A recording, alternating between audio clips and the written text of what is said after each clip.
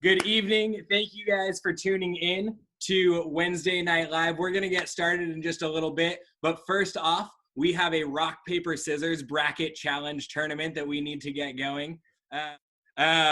So we're going to go through the rounds and play rock, paper, scissors. When somebody loses and they are eliminated from the tournament, they will also be eliminated from this video. So I will be the one person that doesn't get deleted, as I will be your brother. Are you and Hannah? I also will not be deleted because I am going to win the entire tournament. Our lone first round matchup, we have Lucas and Sarah. Make sure they can. Paper, scissors, shoot. Ooh. Rock, paper, scissors, shoot.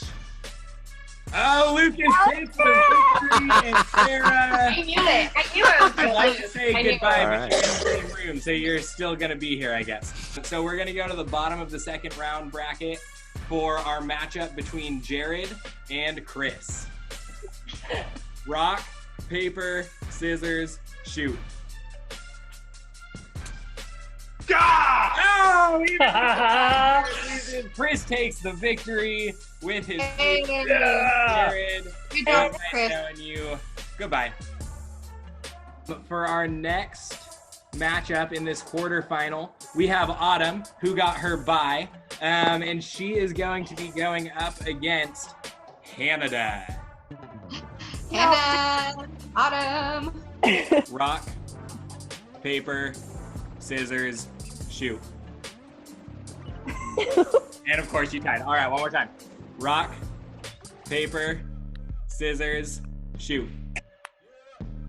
Oh, and Hannah takes the victory.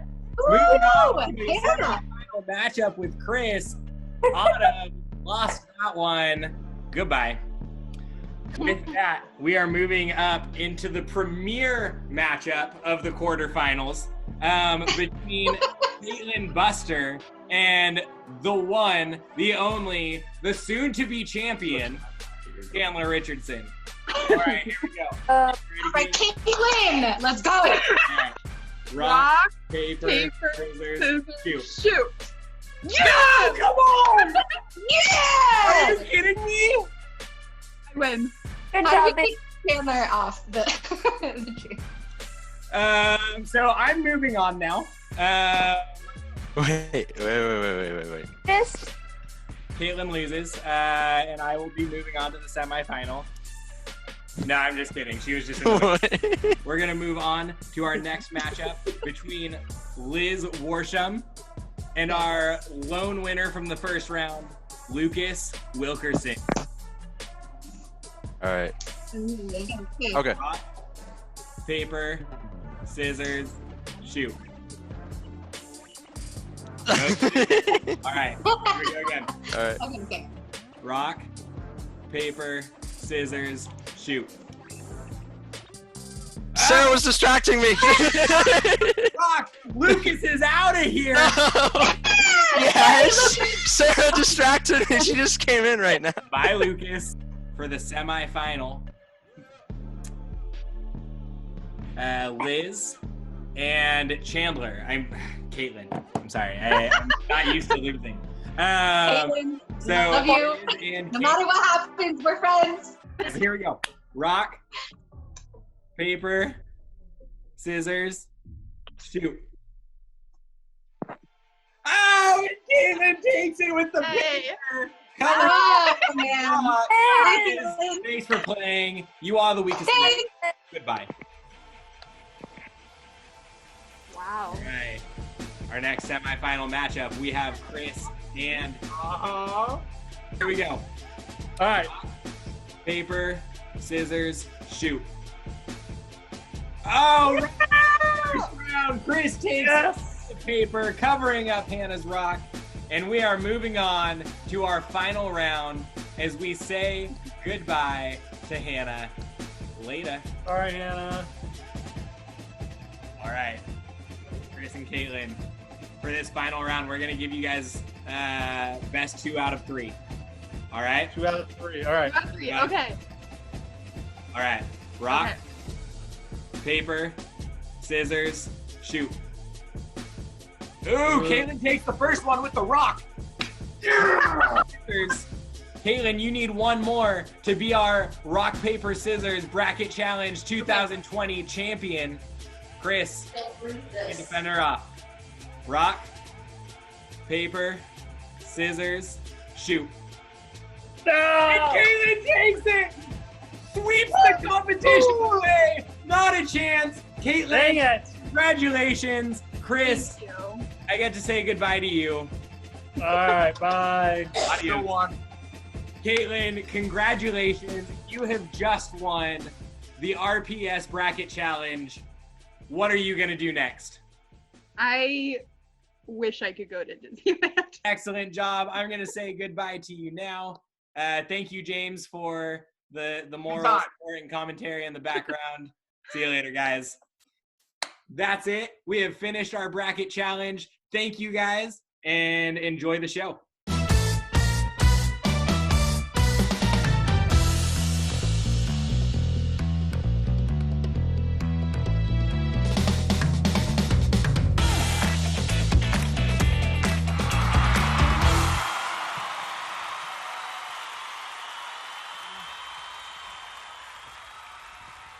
Hey, what's up? How's it going, everybody? Welcome to our second episode of OBSM Wednesday Night Live. My name's Jared, and I'm the student ministry pastor here at Olive Branch, one of your co-hosts for tonight. My name is Chandler. I am your other co-host for tonight. Super excited that you are back for another week of Wednesday Night Live. I can already tell, actually, that this week is going to be so much better than last because Chandelier isn't here, and that makes my heart happy. I knew something was missing. I couldn't figure out what it was. I do feel like it's going to be better, but I think that we should bring Chandelier out. So let's welcome Wait. Chandelier. No, yeah, we need to have him. Let's welcome back Chandelier to OBSM Wednesday Night Live. All right, Chandelier, everybody, give it up for Chandelier, the better looking of the two red-bearded co-hosts of our show. Yes. Chandelier, thank you for being here. We look forward again to all the wonderful things that you will speak into our lives. Yeah, sure, the input's going to be great. Speaking of input, Yeah. let's tell people what we have going on tonight. That was a smooth transition. Thank you. You mean like some things they need to know and what they can expect? Yeah, that's exactly what I'm talking about. Great idea, Chandler. Let's do it in a segment that we have come to call Some things you need to know and what you can expect. Once again, we are so glad that you were able to find our YouTube channel to join us tonight. And if you haven't already, please make sure that you subscribe and ring the bell so that you can be notified of the times that we post and go live here on this channel. Yeah, that's right. Because not only are we going to be live on Wednesdays until further notice, but we're also going to be bringing you guys some content through this channel on YouTube live on Sundays as well. We did it last weekend for the first time. We got a little bit laggy. We've hopefully worked out some of those issues. And so we can't wait for this weekend to see who calls in as we invite you guys to call in and be sort of like our guest host on the show, as well as to see who wins this week's icebreaker. Which, speaking of which, congratulations to Kaylin for winning the icebreaker this past Sunday. Yeah, congratulations. Also, last week, we announced our rock, paper, scissors bracket challenge. Tonight, as the video is getting started, you saw the whole tournament play out, and now we have the winner of our bracket challenge. Jared, the winner of the COVID-19 care package is... Well, it was close. Let me just say it was close. We had a few people feel strongly about Liz and or Michael winning. As you saw earlier, that was not the case. Our leader's winner was Caitlin. Yes, Caitlin right? killed it. Yeah, and so the bracket that was most accurate goes to Jamie. Jamie, congratulations. Congratulations. You have won the rock, paper, scissors leader bracket, so you will get your COVID care package, COVID-19 care package. So make sure you go ahead and message me, and I will figure out when and where you want that delivered. Yes. Yeah. So we also have a couple of great segments tonight. Yeah. As well as a chance to win a door prize. Yes. Where we deliver a prize to your door. Yeah. Yeah. One of our leaders is going to be here as a guest as well, and we're going to ask our This Leader questions that you guys submitted on our Instagram accounts, which you can find down here somewhere right now in this portion, as long as I remember to put that in right now. And so we're also going to have some live worship music, a solid message conversation from our Jesus Is series, and our big super special guest. We're going to have him come in at the very end of the show, the reigning National League MVP, outfielder and first baseman for the Los Angeles Dodgers, Cody Bellinger, is popping in to answer a couple of questions. I'm so excited to have him here with us. Yeah. And then after that, we'll head into small groups through Zoom, and you can do that through your phone, your tablet, or computer. You should have gotten an invite, text, or message from whatever leader is your leader. And if you didn't, what should they do? You should put a comment in the chat right now to let us know that you have not gotten that yet, and we will hit you up with a link so that you can join in on your small group. Yeah, just tell us what grade and stuff you're in so we can make sure you get the right invite. It's going to be an awesome night. It is going to be a really great night. So why don't we go ahead and start off by giving you guys a chance to win this week's door prize. Great idea, dude. Let's do that in a little game that we are calling Would Chandler Rather? Quarantine Edition.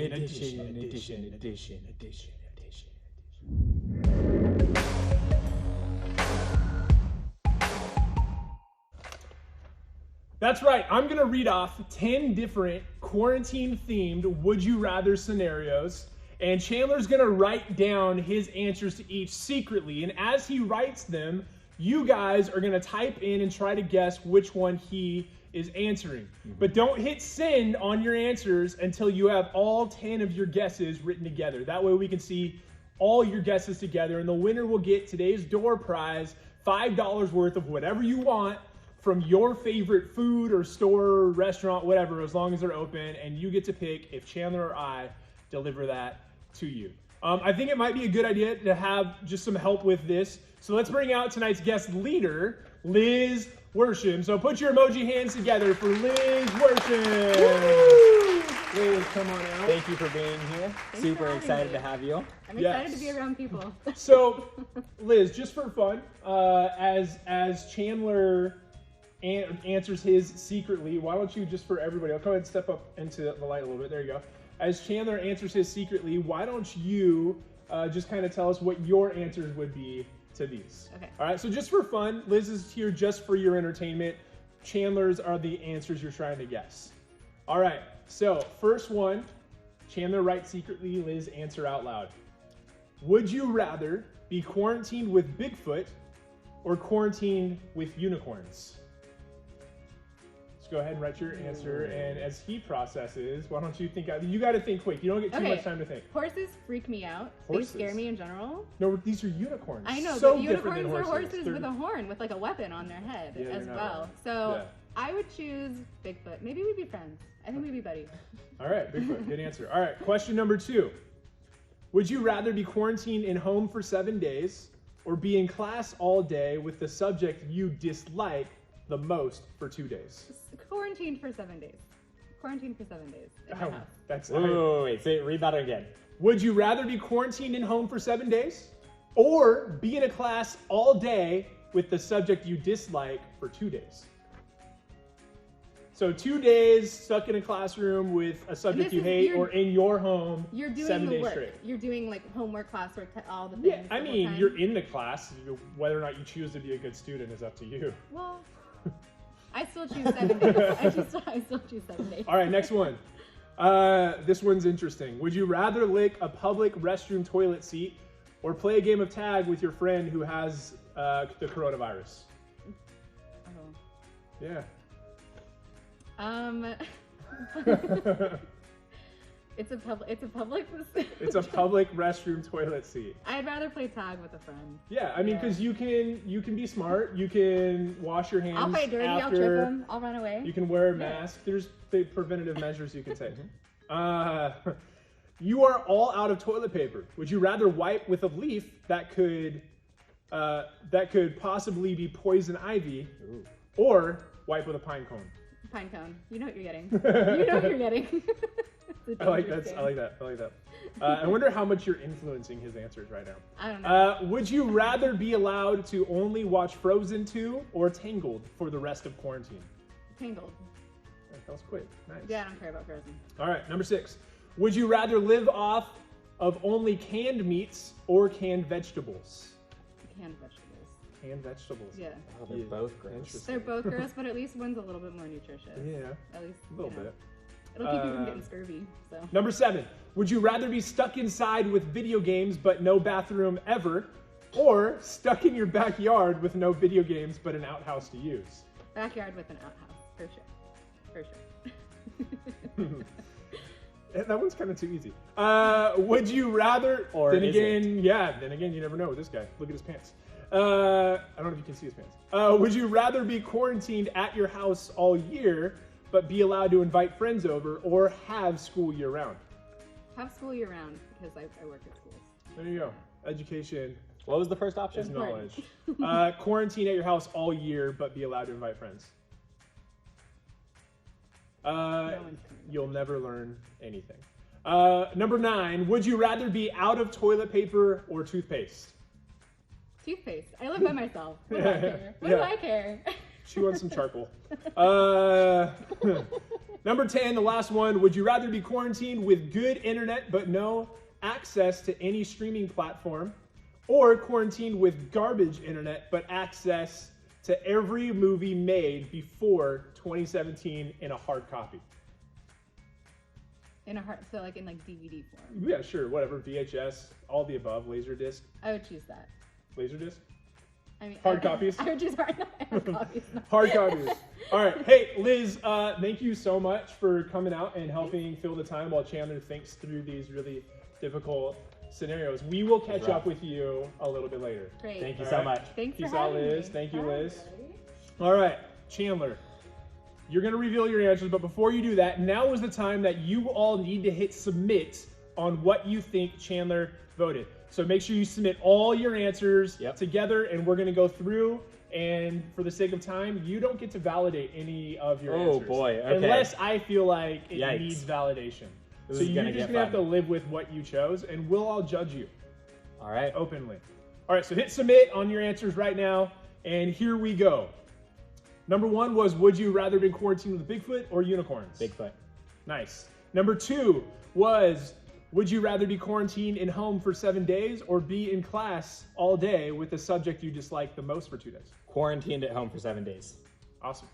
Number 3, would you rather lick a public restroom toilet seat or play a game of tag with your friend who has the coronavirus? I went with licking the public restroom toilet. I knew he was going to pick that. You don't get to justify yourself.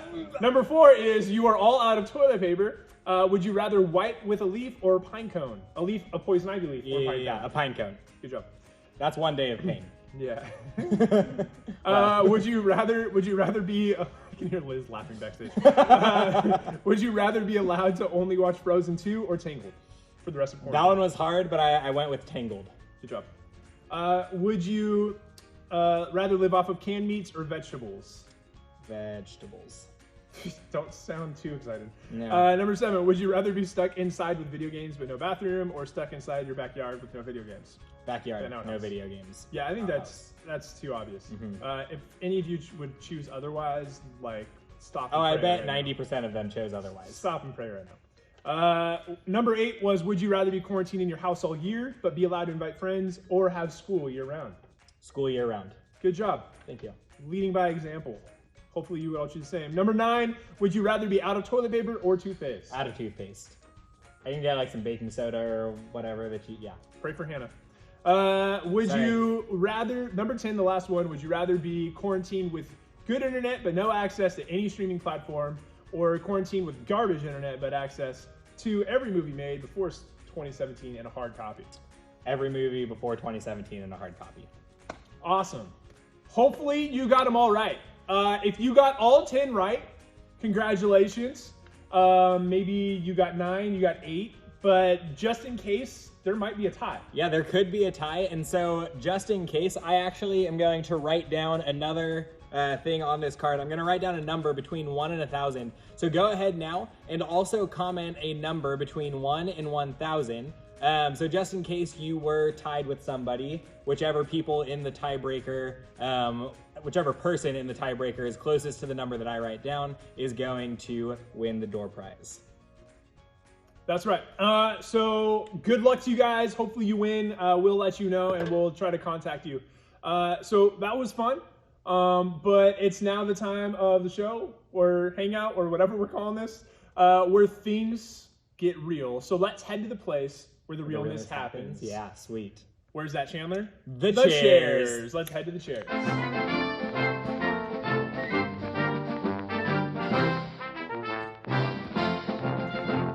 Back to the chairs. We made it again. It's a long journey. Make sure he sits down again. Yeah. Gets below your head level. Hold on, let's blur that. Nobody needs to see this back here. Chandelier. All right. Welcome. All right. We did. But Chandler, before we get into anything else, I desperately need some redemption from last week when you cheated and beat me. Cheated? Yeah, I think it's obvious that the thing that you brought, I mean, come on, was really... You brought a snot sucker. Yeah, it was easy. It was obvious. Like, to remove the gunk. I mean, come on. I basically, gave you a layup, right? That's your problem, not mine. So, anyways, I need my redemption and the game meaningless objects. So let's go ahead and head into that next segment, which we do call meaningless. Which we do call. Let's try it again. It's okay. Let's just leave it in. This is natural. Meaningful objects.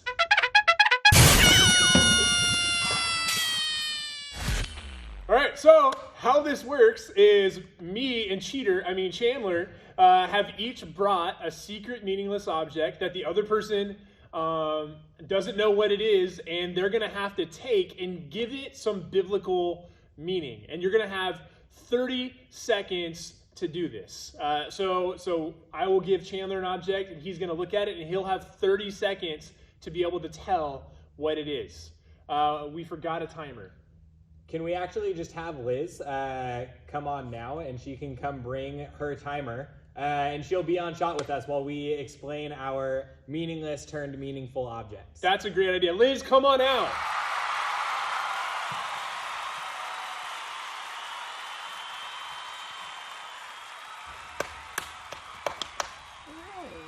Thank you for joining us. Super excited you're here. A little early, but we're glad. So let's go ahead and play rock, paper, scissors. Yes. And decide who gets to choose who goes first, since That's right. we struggled with that a little bit last week. That's right. All right. All right. No! Yes!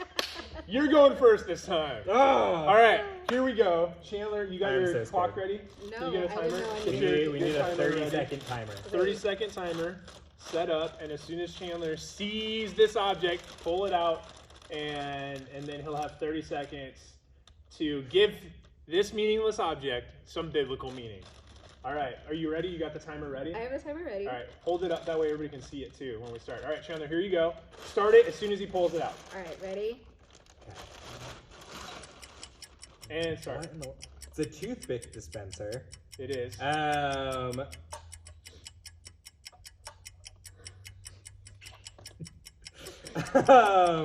So this usually gets filled with toothpicks, so that it can then dispense the toothpicks. And like this toothpick dispenser, we get filled with the Holy Spirit so that we can then dispense the love of God to others, just like these toothpicks get dispensed to others. Oh, let's go! Yeah, all right, that was Still good. brought it I'll back. give it to you. That was good. Not bad. All right. That was pretty good. Okay. All right. Here is your object inside of the cup. Inside the cup. Inside the cup. Okay. Okay. Let me take the lid off. I'm not gonna look. Oh wait. Okay. Wait. You can't. You started. I was smelling it. I wasn't I looking. didn't think you were gonna smell anything. Well, I'm just trying to take a secret advantage here. No one ever said we couldn't smell it first. No one all right. said you should either. All right, ready? Okay, yeah. All right. I have a beaver, which builds dams out of wood in water. I said dam. I apologize. We'll bleep that out maybe. Halfway done. Okay, so beavers are, in a sense, they're like carpenters. They're builders, right? And who is the most famous carpenter ever to live? Jesus. See, we could take this object and we can go, this is my pet beaver, or we can look at it and go, this is a reminder that my Savior is a carpenter. That 30 seconds went by too quick. I tried to tell a story too much. You did. Yeah. We'll see. We'll see. All right. So we've got Liz here already with us. Liz, can you go ahead and tell us, first off, did we both give biblical meaning to our objects? Kind of. I think it was definitely a stretch. Yours was more of a stretch, I will say. Ooh. You also should have just brought up Lion, the Witch of the Wardrobe. C.S. Lewis already did it perfectly. Well, yeah, but I mean, I was trying to be original here. Okay. You know. So, but before I ask for the actual winner, can you go ahead and tell us what small group you lead, and if there's anybody you want to make a shout out to? I am the 11th grade girls leader. Hi, girls. It's out of all of them. And yeah. Hi, girls. I love you guys. I don't know. Hi. All right, now here we go. It sounded like maybe we already heard your answer, but maybe we're wrong. Maybe I'm reading into it a bit too much. Liz, which one of us did a better job of giving our meaningless object meaning? Biblical meaning. Biblical meaning. There we go. I think you both did a terrible job, but I do think that Chandler's was a little bit better. Yes. All you did was mention that they both work with like wood, like physically, like carpenters. I mean, biblical. I mean, just Jesus. Like the answer He was is a always carpenter, Jesus. but that's not the most important thing The about him. answer is always Jesus. Whatever. fine. Liz, thank you for answering honestly. For your highly respected Thank you. opinion. Yeah. Thanks. Yes. So with that said, let's move into questions between two chans. Between two chans. With our guest. So Liz, the way this works is we have some weird questions and some serious questions. and we're gonna answer you for two of each. We're gonna say answer her for. We're gonna ask you for. I wasn't gonna say anything, but I was. This is like Jeopardy. We're gonna give you answers. You ask the question. We should do that next week. That would be fun. great idea. That's how ideas are born. So, with that said, you can use either of us as a lifeline once each if you don't want to answer, but you can answer all four of these questions once. So we'll start with a weird one, and then serious, then weird, then serious. All right? Okay. So, first weird question to you is, how much money would someone have to pay you to break a bone on Chandler's body? Whoa, whoa, whoa! I asked this question. I asked this question. And I put dealer's choice of like which bone. On Chandler's body. How much money? So you should know the answer if you've already asked it. All it would take is a crisp $5 bill. $5 bill. I'm just kidding. Oh, I never heard. Okay, but no, but like legit, my real answer, if somebody was like, I will give you this money to break a bone, I'd break your pinky because it's fine. You're fine. Sounds really painful. It's fine. Don't worry about it. I mean, I would do that for if somebody offered me $10,000. I'm in. 10,000. Yeah, that's a nice. Cover the hospital bill. I think my pinky's worth 10,000. You have insurance. Yeah. Oh. Right, no. Serious question. Let's go. Serious question. All right, here we go. Okay. Serious question for you, Liz. When did your faith become your own rather than a parent's or a leader's? Ooh. I'd say probably it started my sophomore year of high school. I got in this really bad car accident and it just like shook me up and I had this really crazy experience. We can talk about it sometime, guys, but I think that was kind of when I started taking things more seriously. Yeah. Awesome. Sounds like that would be a good follow-up conversation to have. So Yeah, maybe you girls in her group can bring that up in your Zoom. Bring up my past Hang out. trauma. We'll talk about it. It would be great. She obviously sounds really comfortable talking about it. All right, hey, a weird question. Back to weird. All right. This is also from Liz. To Liz. What's Tom Hanks' best film? I love Tom Hanks so much. I don't know if anyone knew. What are the odds of that? I don't know. I rigged it. It's fine. Okay, Tom Hanks' best film, arguably, I think is That Thing You Do. That's one of my favorite movies of all time. It is underrated. He wrote it, he directed it, he starred in it. There's an extended Do that thing you do. I've never even heard of this The Oneaters. Oh, shoot! We're on The our way. Oneaters. It's all right. We're on our way. We'll watch it later. Yeah. You young whippersnapper. After all this is done. All right, one final serious question for you, Liz. What is the best thing that has happened to you so far in 2020? The list has got to be long. I mean, this show is Outside of this pretty- moment. No, besides This this. show's, besides this, of course. Okay. Best moment in 2020. I mean, unless you want to talk about how great this is, that's fine too. I'll pass. Okay. Don't blame you. I think honestly, just some really like quality time I've gotten to spend with friends before all of this. I don't know if it was. I was grateful for it in the moment because it was kind of at the beginning of everything, but now especially, I'm very grateful of that time. It was actually with Joe. We after Chandler preached on the internet. Wait, no. No. This was the week that. It was It's the fine. week before. The week that I was supposed to The week preach, you were but then I supposed got to, bumped. and you got bumped. And so then I brought the week but after. we went to dinner at the Zimmermans, and then like we just had a really good time. And afterwards, me, Jill, Hannah, and Caitlin just like randomly went to Anaheim, and we went to downtown Disney, and like we had donuts and stuff. awesome. It was so fun, and Good. just I think Chandler and I could probably both agree with that. That's probably the best things from our 2020 so far. We're also with Anna and Jill and friends. Yeah. thanks for adding that in. Just realized I should keep a little PG. Anyway, Thank you, Liz, so much Great. for being tonight's guest. Thanks for having me. At this time, we are going to have Zach Pyatt on our stage leading us in a time of worship. So, Liz, can you go ahead and just pray us out as we go into that time? Absolutely. Dear Lord, thank you so much for just the opportunity and ability that we have to meet, even online and also physically here for me today, to get to meet together and just learn more about you and be in fellowship together. Just be with us, guide our time, and help us be really focused on you and the good things that you have in store for us through all the chaos. And just lead us in worship musically, God, and help us to just keep our focus on you. In Jesus' name, amen. amen. All right, everybody. Let's welcome Zach Pyatt to lead us in some worship.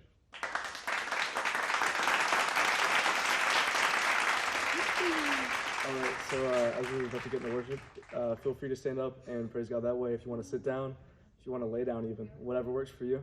Just send your worship up to God. Just let him feel it. So.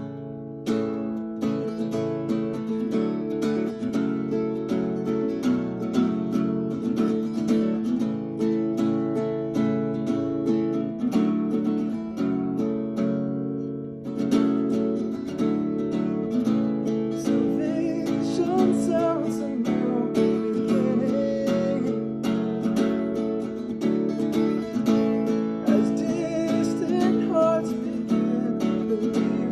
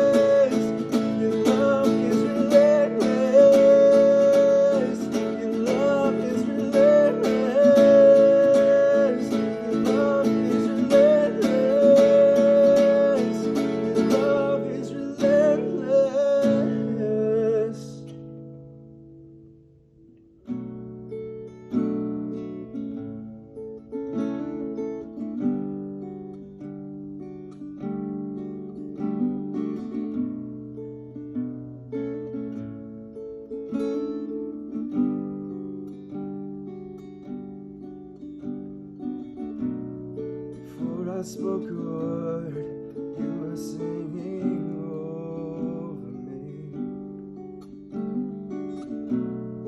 You have been so, so good to me. Before I took a breath, you breathed your life in me. You have been so, so kind to me. Oh, the overwhelming, never-ending, reckless love of God.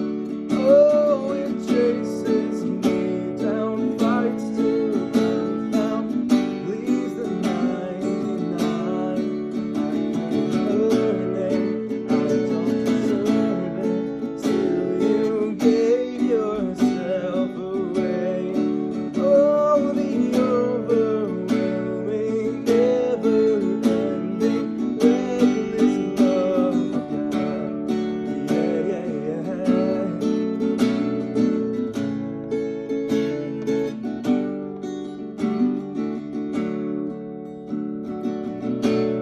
When I was your foe, still your love fought for me. You have been so, so good to me. When I felt no worth, you paid it all for me. You have been so, so kind to me. Oh, the overwhelming, never-ending, reckless love of God. Oh, it chases me down, fights till I'm found, leaves the 99. And I couldn't earn it, I don't deserve it, still you gave yourself away. Oh, the overwhelming, never-ending, reckless love of God. Yeah.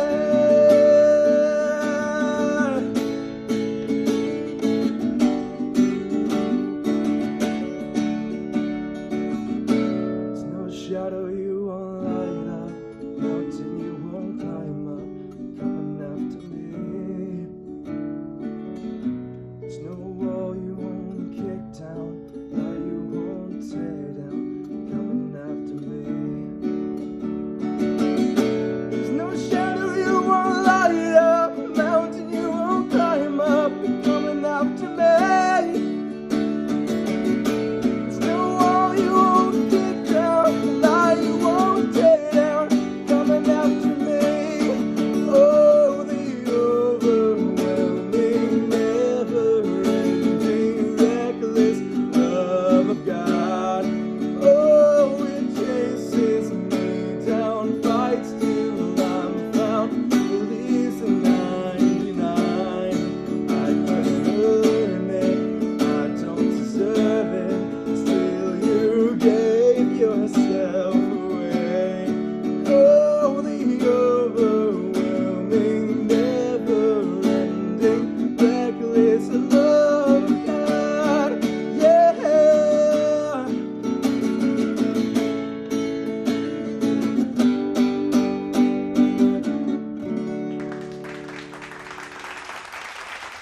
Wow, Zach, that was incredible. Thank you so much again for coming and leading worship through music with us tonight. Jared, what do we have next for this evening? Well, tonight we're going to finish our conversation with the Jesus Is series that we are in. And to start off, we just kind of want to share what tonight's big idea is in this series, and it's that Jesus is better than a best friend. And I know that that can definitely sound a little bit like cheesy or cliche, but it's true. So we're going to talk about what does a best friend look like and what does a best friend not look like. And then how does Jesus meet or exceed or fall short of any of those ideas of what we think a best friend is? Cool. So to go ahead and launch into that topic then, why don't we go ahead and share our worst examples of a best friend from our lives? So something maybe where someone that you thought was a best friend wasn't really at all. I see you pointing at me, and I don't appreciate. I just checking my beard. That's all. Yeah. It's because I beat him today. There was a time in my life where my best friend, this friend that I'm talking about, his name was Nate, and him and I were close. I mean, we shared a bed for literally a year. It was a king size bed, but interesting. but we were close and we were just comfortable, and he took care of me and looked out for me, and vice versa.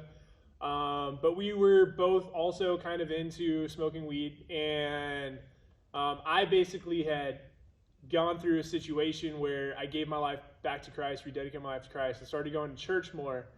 And he just laid into me, and he just absolutely hated me because I started going back to church. I didn't stop talking to him. I actually became a better friend to him, genuinely a better friend.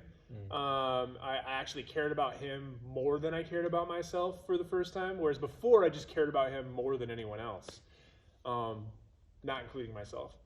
And he just sent me a message one day on MySpace and cussed me out and said never to talk to him ever again. It just kind of ripped my heart out. I mean, I still loved the guy and I cared about him, and it was hard. I thought he was my best friend. I knew that we were at a different place, but I didn't think that would be something that would come in between us, but it did. Yeah, that's rough. What about you?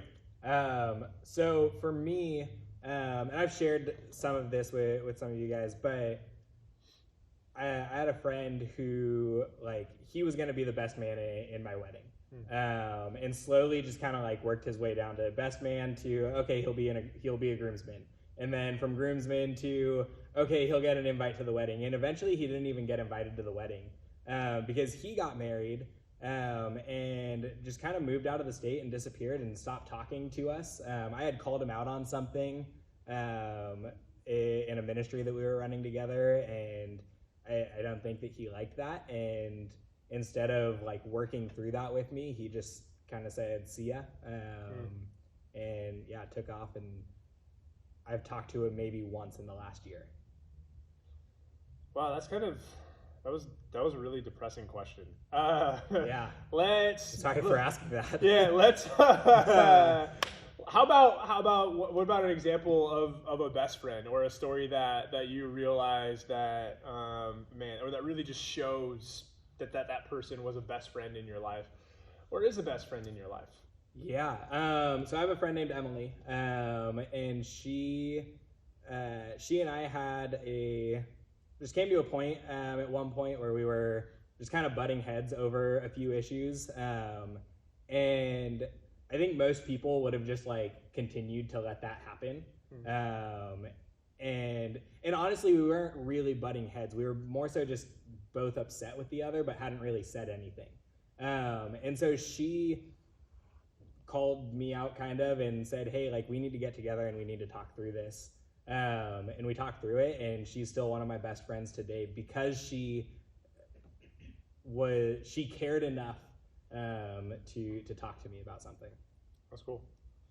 For me, I feel like I have actually a decent amount of stories that I could pull from, but one that sticks out to me was in my senior year of high school, I had gotten a DUI, and so I lost my license. And at the time, I had a lot of friends kind of care about me, but also not. But there was one person, her name was Jill, who I happen to be married to now, who she drove me around everywhere. Anytime I needed to go anywhere or do anything, and she would come and pick me up from places. I mean, even if I went to a party or something without her, she would still come and pick me up. And during that time, I would lie to her and stuff, and she would catch me in it, but she still continued to show me grace. And in spite of me being really a bad friend / boyfriend to her, she was really, really, really a great friend to me, a best friend.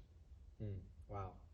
Yeah, so I mean, with that, I think that we all have kind of an idea of what a best friend is, what a best friend should look like. Yeah. And we can look back at different times of our lives and give names of one or two people who could carry the title of best friend for us. For you guys, I'm not sure if you've ever thought of Jesus as carrying the title of best friend in your life, but Jared and I want to invite you into that kind of thinking, because really that's what Jesus is inviting all of us into. And so we're going to take a look at a couple of different historical accounts from people who spent time with Jesus and discuss how those testimonies show that Jesus is the best friend.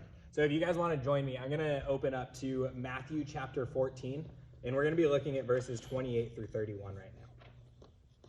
Give you guys a second to pull that up if you're following along. All right, so 14, 28 through 31. It says, "And Peter answered him, 'Lord, if it is you, command me to come to you on the water.' He said, 'Come.' So Peter got out of the boat and walked on the water and came to Jesus. But when he saw the wind, he was afraid. And beginning to sink, he cried out, 'Lord, save me.' Jesus immediately reached out his hand and took hold of him, saying to him, 'O you of little faith, why did you doubt?' And when they had gotten into the boat, the wind ceased, and those in the boat worshipped him, saying, 'Truly, you are the Son of God.'" So in this testimony, we see that Jesus shows a few characteristics of what it means to a best friend, to be a best friend. First, he invites and includes Peter by calling him out onto the water. He encourages Peter that it's going to be okay, you can walk, you've got it. When Peter starts to sink, he helps Peter and he supports Peter.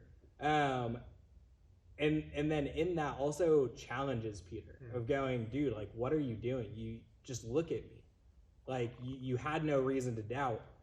You need to get this together. With those different aspects, Jared, what do you think is something that you look for the most in a best friend?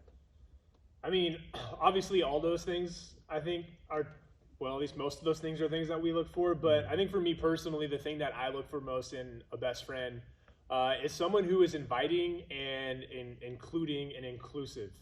I'm someone who's always struggled with feeling left out, or just kind of also fear of just broken relationships and friendships. And I always feel like if I'm not invited or a part of something, that means there's something wrong with the relationship or friendship. And so somebody who's just thoughtful in making sure I'm aware or included in things, or just wants to spend time with me, right?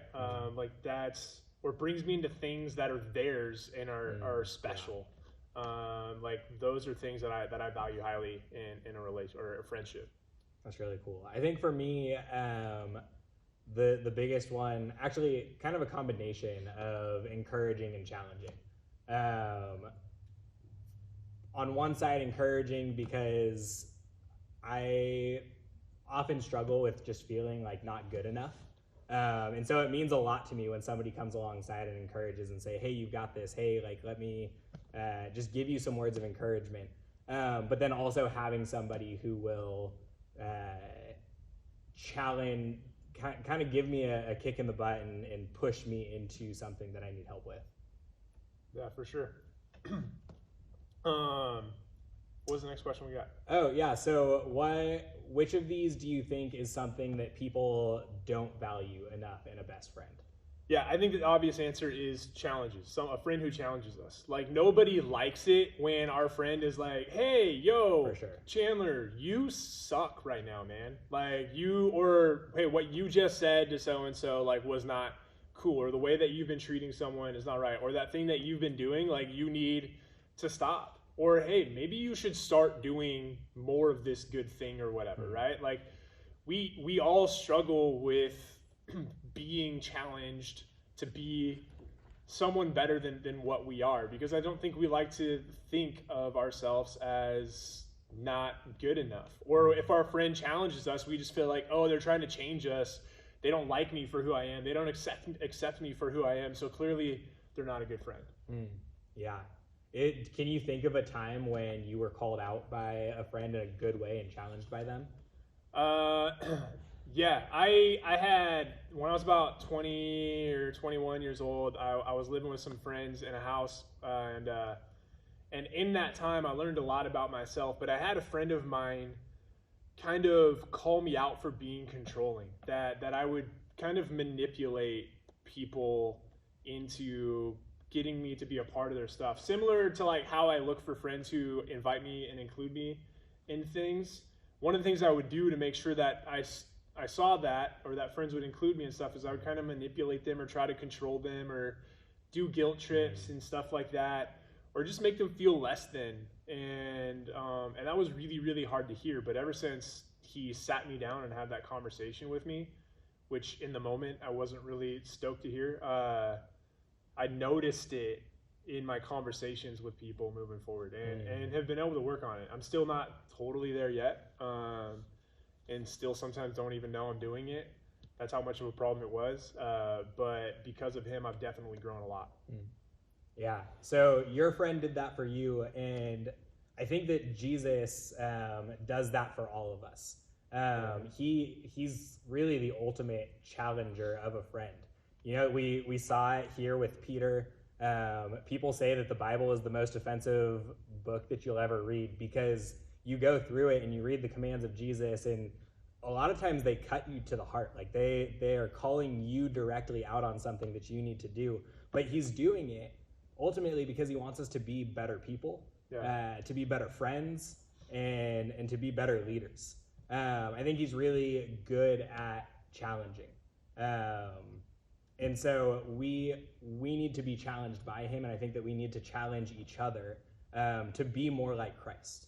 Some of you guys maybe have a hard time thinking that Jesus isn't cruel, or sorry, that Jesus is cruel and judging people or speaking truth. And it's really likely that because people that you have called friends have done that, and have kind of created this expectation in you that that's not how it's supposed to be. But Jesus shows us throughout Scripture that he is a good enough friend to challenge us, and to challenge us well, to challenge us when we need it, and to challenge us how we need it. Jesus isn't like the other people that are calling us out in maybe not the best ways, but he's so much more than that, and he has just like this.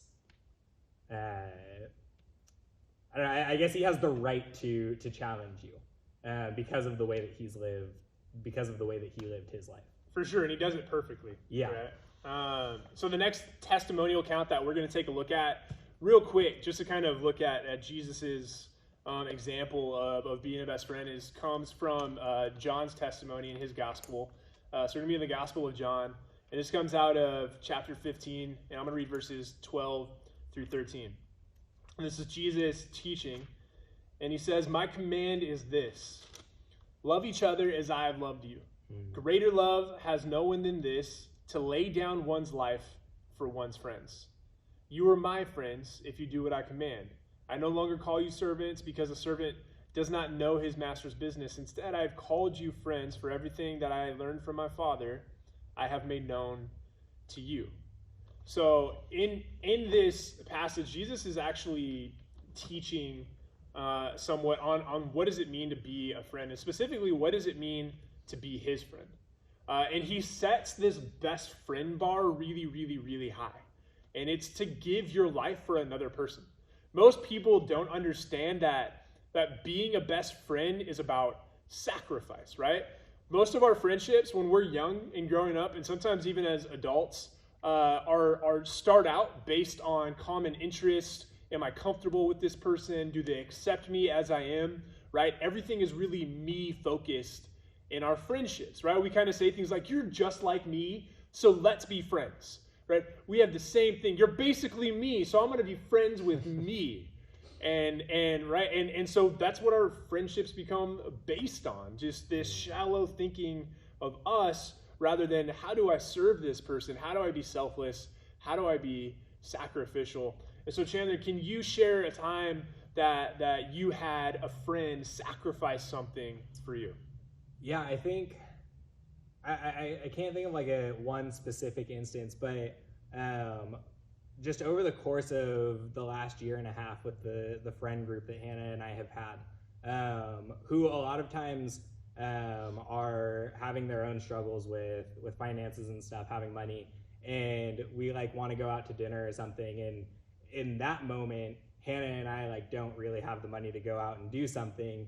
And even though our friends also don't have a ton of money, in that moment, like they have a little bit extra, and they are just so willing to say, you know what, like we've got you this time. And that, yeah, that's been super encouraging and helpful to me. It's awesome.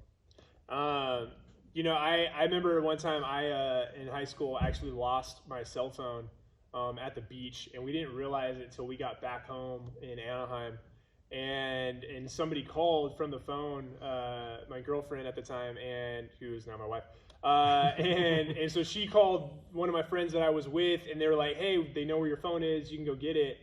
And my buddy, like, without even me having to ask, he's like, let's go get it. Like, he drove me all the way back to Huntington to go pick up my phone at some dive bar from some drunk dude who found my phone on the street, and didn't ask me to give him any gas money or anything. Like, and like when you're in high school and you first start driving, like, and if you have to pay for your own gas, like he did, I mean, it really is gold. And he just sacrificed that for me. And so that's one way I think that we can sacrifice in our friendships. But Chandler, can you think of a time that someone maybe gave their life for you? Like, because that's what Jesus, right? He says, lay down your life for another person, to give your life up. Has anybody ever given their life up for you? Probably not, right? No, I mean, yeah. I mean, so like Hannah married me, which is quite the sacrifice. Well, yeah, because it's me. But working with you is a sacrifice. I can only imagine living with you. No, for sure. I mean, the best example that either of us could really give, or that anybody could, or at least either of us could give, is our wives who chose to marry us.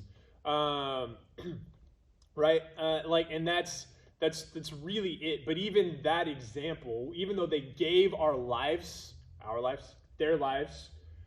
to us, and us gave our lives to them, that's what marriage is, they still didn't necessarily give up their life in the sense that Jesus was talking about, right? It's still not even to the level of sacrifice that Jesus is talking about. And really, Jesus sets the bar that only he can reach, of giving your life for a friend, because he was perfect. He was the ultimate good person. He was God in human form, and he chose to give his life up for us, for you, right? Before we were anything like him, he invited us to be his best friend, and he showed us that invitation by giving his life up for us. No one will ever give up or love you as much as Jesus does. It's just not possible. No one will ever show that kind of love, because every relationship we have starts based on some kind of common interest, some kind of common thing. Even the healthiest of marriages start with, man, they're hot, you know? Like, it doesn't matter. There's still some selfish aspect, but Jesus is the only one who says, you don't even know me, and you're actually opposite of me, and you're actually, treat me like I'm your enemy, but I'm going to give my life for you. I love you. And that's the kind of friend that he is to us. And so what is our response? There's really two responses. And the first is that we are invited, you are invited to have that kind of friendship with him. Man, start viewing Jesus as your best friend. He loves you as you are, but he's willing to challenge you to be so much more. And so start viewing Jesus as your best friend. What's the second one? Second one would be to then recognizing that Jesus is your best friend, to then be the type of best friend that he has been for you, for others, to be that friend to others. Greatest commandment is to love the Lord your God, and the second is like it, to love your neighbor as yourself. And so we need to show the love of Christ that he has shown to us to others. And so of the best friend characteristics of Jesus that we mentioned earlier, I want you guys to think of which one of those connects with you the most. So you've got inclusive, that he is an encourager, that he's a helper, that he's a supporter, that he is a challenger, and that he is sacrificial or selfless. And so whichever one of those that connects with you, I want you to write that down somewhere that you're going to see it each day. Maybe that's just writing it with a marker up on your mirror, or making a note of it on your phone that you can see every time you open it up. But I want you to then process why you chose that one. Think through it. Maybe it's the quality that you want most from your friends. Or maybe it's the one that you feel that God is challenging you to have more of yourself. The one that you need to work on in showing that to others. And also it might help as you're trying to process through that to help talk it out loud with others. Yeah. And so in just a minute, you guys are going to get the chance to do that in your Zoom small groups. So let's go ahead and pray for that right now. Yeah, for sure. And then Jared has one more thing to share that I know some of you have been super, super stoked, super eager about. Yes. So we're going to pray. Our super special guest. Jared is going to welcome our super special guest in. Father God, we just thank you. God, we thank you for being a best friend. For loving us as a best friend, for encouraging us and helping us, and challenging us to be that best friend to others. Lord, I pray that you would help us to see more of who you are, more of how you are such a great friend to us. And Father, that you would continue to push us and show us the areas in which we need to grow, to be better friends to others and better friends to you, God. Lord, we love you. And as we go into this time of small group in a few minutes, we just pray that you would just use that time for us to connect with one another. God, that we would build our relationships with one another so that we can encourage and challenge each other into a better relationship with you. In Jesus' name, amen. Amen. All right, well, it is that time where I can't do it.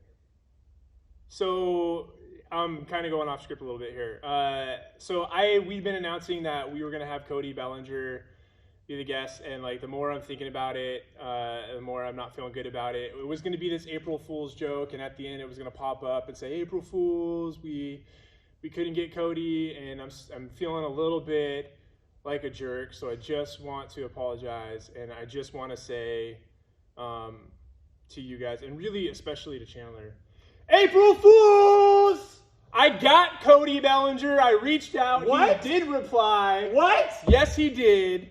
And he took the time out of his schedule to answer a few special questions that were sent in from some of our students. No way. Totally serious. I've been keeping this. Oh my gosh. It's just like an inception of April Fool's pranks. And so I thought you were really cracking right now, like honestly feeling bad. No, yes, the Oscar goes to this guy. And so with that said, you're about to go into small groups, but before we go into small groups, we have a few questions that were asked from you guys that I sent to Cody, and he sent back a video. And so here is that video from Cody Bellinger, the outfielder and first baseman for the Los Angeles Dodgers, reigning National League MVP. Enjoy this response, and then enjoy your time in small groups. Love you guys. Happy April Fools. To me. Later, guys. Love you. Hey, what's up, guys? Got a few questions that I'm going to answer. One of them was, what is my favorite pregame meal? I don't really like eating right before the game. But when I show up to the field, we got these Korean barbecue, Korean ribs, and it's probably the best ribs I've ever eaten. So I would say that that's my favorite lunch meal when I show up to the field, technically pregame. My favorite park that I like to play in is San Diego. The weather is always beautiful, and our hotel is right across the way, so we can walk and show up whenever and leave whenever. You don't have to wait on the whole team. What am I doing during this quarantine? Well, I'm kind of never had anything like this, and neither has anyone else, but I'm trying to treat it like December, which means working out 4 days a week and then hitting 2 days a week, and then I'm just waiting for a call or a text to say that this is the date that we're going to start. So I think it's just a waiting game like everything else, like I'm sure that you guys are all doing as well. And lastly, an important character trait. I just feel like, I don't know if it's a character trait, but I feel like I've learned how to deal with failure, because that's what the game of baseball is failing. So dealing with failure all the time really helps on the field, and it really helps off the field as well. I think that mentally I'm just strong because of the game. So I would say that's the most important to me. So that's about it. See y'all guys later. Peace.